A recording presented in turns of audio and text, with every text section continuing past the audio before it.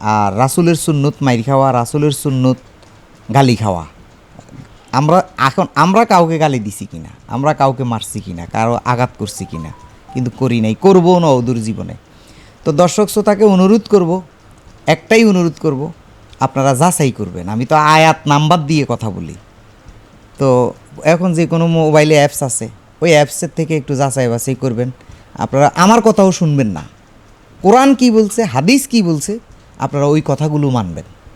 কোরআনের যদি থাকে তাইলে আমিও মানবো, আপনারাও মানবেন। কোরআনে যদি না থাকে তাইলে আমার আর আপনার আমরা বানানো ধর্ম আন্দাজি কিতাব থেকে কেন কথা বলবো।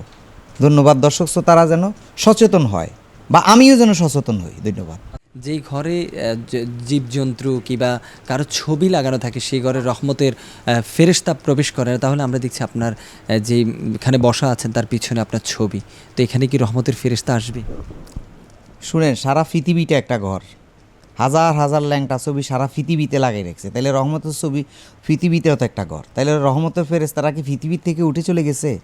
চলে নাই। মূলত হাদিসটা বুঝতে হবে, হাদিসটা আমি পড়ছি, সহি হাদিস, বুখারীর 33-22 নম্বর হাদিস কইছে, যে ঘরে কুকুর বা প্রাণীর ছবি, তো আমরা তো কুকুরের ছবি রাখি নাই, প্রাণীর ছবি রাখি নাই, আমরা মানুষের ছবি রাখছি, একজন পুলির ছবি রাখছি আমরা, কোনো বা আমার বাবার ছবি রাখছি, বা আমার ছবি রাখছি, এখানে আমরা কোনো প্রাণীর ছবি রাখি নাই। তো আমাদের ঘরের মধ্যে আমাদের স্মৃতি হিসেবে পিতামাতার ছবি, পীরের ছবি, এগুলা রাখছি। আমরা কোনো কুকুর বা জীবজন্তুর ছবি তো রাখি নাই। এবার আসেন, আসলে ঘর কোনটা সেইটা বুঝতে হবে। আসলে মূলত এই কালবের ঘর, দেহঘরের মধ্যে আপনি কারো ছবি যদি রাখেন, নাফাকি ছবি রাখেন, নায়ক নায়িকা ছবি রাখেন, তাইলে তো আর আপনার নামাজ কলমা হবে না। কিন্তু ঘর তো সারা দুনিয়াও একটা ঘর, পৃথিবীও একটা ঘর।